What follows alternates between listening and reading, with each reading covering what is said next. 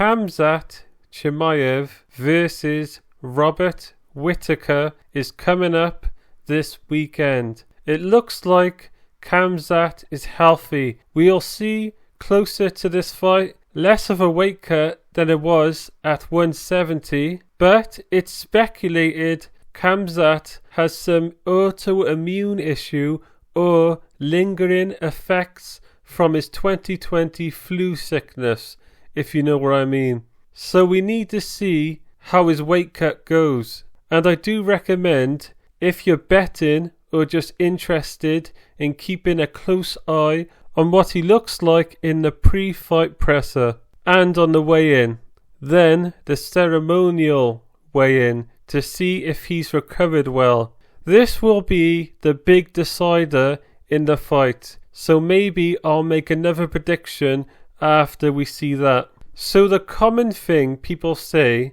when they talk about how Khamzat beats Robert Whittaker is, look how he ragdolled Kamaru Usman. Nobody has ragdolled Kamaru like that. The only time Kamaru Usman has been taken down, I believe, in his entire career, but definitely the first time in the UFC he ever got taken down was against Leon Edwards with that sneaky trip. In the fight, if Khamzat Chimaev never looked for the choke and kept punching, we could have looked at a first round TKO right there, and there'd be no talk of what if it were 5 rounds. Usman was that pinned down and helpless on the ground. So people are thinking, if Khamzat Chimaev did that to Kamaru Usman, he's going to do it to Robert Whittaker. There's issues I have with this take though.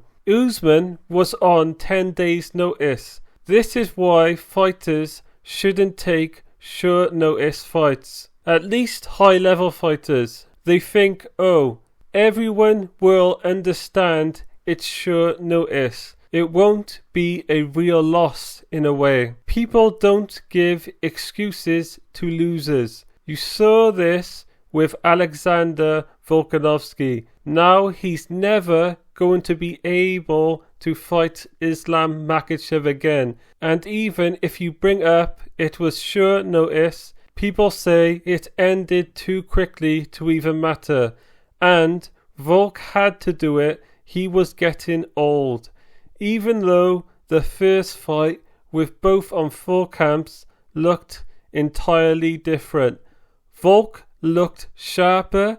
Islam was overpowering him in the second fight. And then furthermore, it may have ended Volkanovski's career. We don't know for sure, but it seems like it. I'm just hammering this in here. It needs to be emphasized. Rewire your MMA brain of a loss is a loss. If you truly want to understand the fights here, the circumstances around the fight matter so much at a high level. So 10 days notice for Usman. He was going up a weight class, which I think Usman fought at 185 at the start of his career from the regional scene, and I think he was 185 on the Ultimate Fighter also, if I remember correctly.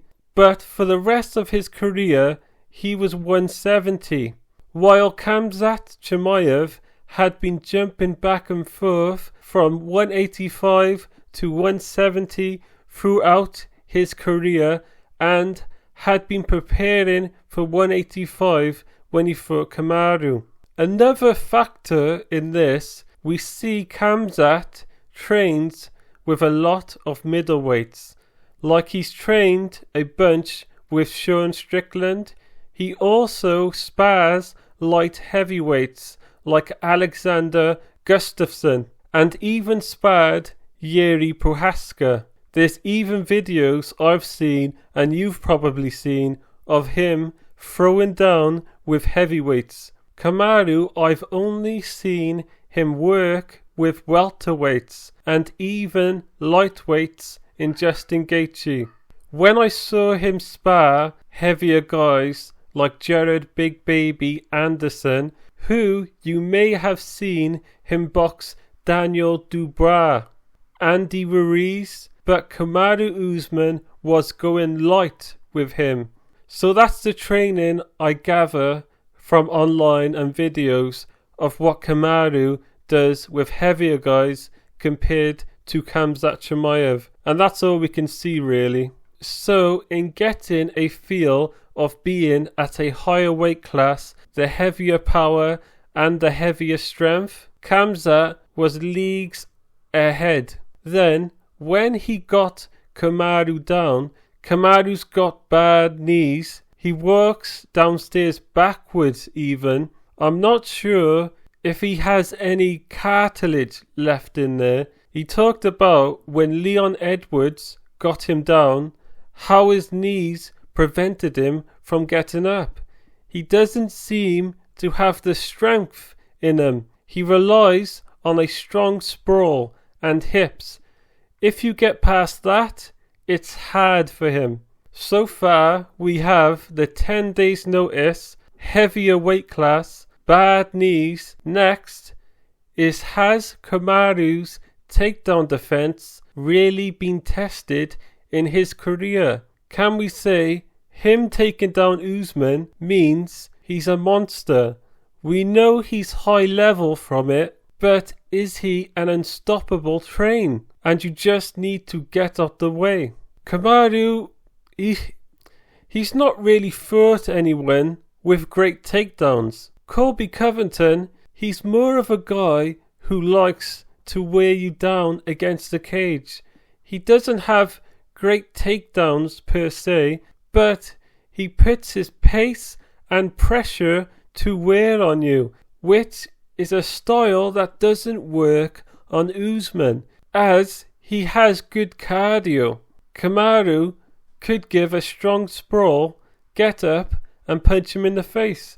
That's the antithesis of Colby Covington's style, as we've seen with Leon Edwards versus Colby Covington.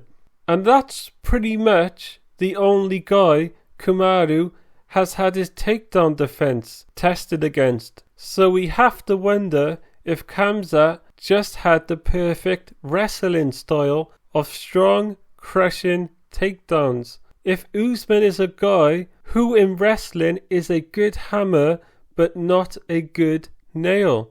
And then lastly, do you guys remember Kamaru Usman was literally crying after the bout? Yeah, he was crying because he was saying he had huge doubts in his head coming off 2 losses. A KO loss and then a decision loss. This may be the worst version of Kamaru Usman we ever seen in the cage, and maybe the worst we will ever see in the cage. So I don't know what to take from that fight. Khamzat did what he was supposed to do, in my view. We've seen Whittaker fight against Yoel Romero, and he had amazing takedown defense against an Olympic silver medalist. But I must caution against that also, as Yoel Romero isn't great at holding people down. The Cuban style of wrestling is a lot of stalling, then doing a move to just get enough points to win. It doesn't translate great into MMA. While Khamzat Chimaev, he has the perfect MMA wrestling where he'll shoot in, take the back, great positioning to take you down and hold you down. Taking into account what a lot of people seemingly forgot about also, Dricus du Plessis took Whittaker down with a weird throw where the technique wasn't right, but Dricus has the raw athleticism to make it work. Then he held Whittaker down and smashed him.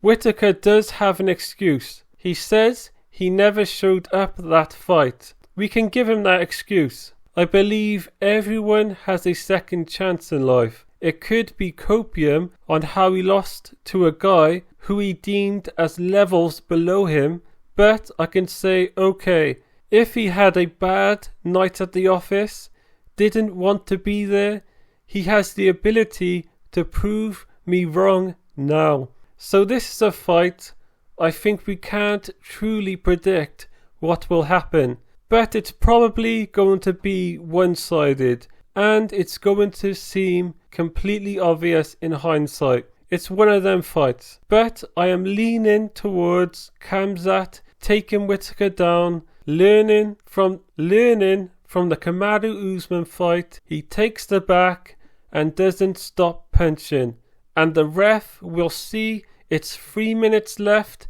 in the round. Robert Whittaker can't improve his position and stop it, because a big problem for me is we really haven't seen anything from Whittaker to suggest he's got a nasty jiu-jitsu game, and he gives up his back a lot in scrambles, which for Khamzat Chimaev, that's a kid in the candy store type scenario for him. The problem would come for me though is Khamzat is like Ben Askren. He comes out, shoots in straight away every fight except for Gerald Meerschaert, where he knocked him out with a quickness. So if he does that here, it's possible Robert Whittaker has been training some slick move to try and catch Khamzat coming in for the takedown. Whittaker's got the striking arsenal to capitalise on it and the quickness to do so. There's the risk you miss and Khamzat gets in on your hips, but still, risk it to become a legend. Imagine a 5-second KO from Whittaker, that would be amazing. Anyway, the second issue is if Khamzat does the same thing he did with Kamaru Usman. He starts trying to find the rear naked choke instead of punching. That will get him in trouble, as we haven't seen a ton of Whittaker's jiu-jitsu, but I'm guessing it's good. He's been in the UFC since he was 20-something, and he's going to be drilling that rear naked choke defense non-stop. It's good to add also, it's very hard to get a rear naked choke above blue belt level. Matt Hughes said it best. You get rear naked choked, you're a white belt, mate. Usually, that's how guys give up when the fight's not going their way. Literally a fake submission at UFC level for the most part. BJJ guys, don't start coming at me now. Because if he chases that rear naked choke, if he hasn't sorted out that cardio problem that seems permanent now, from what I can tell, it's going to be a rough night. It's a 5-round fight. Whittaker got great cardio, loads of experience in 5-round fights. He also has a much better striking game than Kamaru Usman. Especially when you're tired, Whittaker's the worst, because it's not Kamaru Usman or Gilbert Burns throwing looping shots you can see coming from a mile away. Whittaker's going to throw a slick 1-2 head kick that when you're tired and not fully focused can just slam into your skull.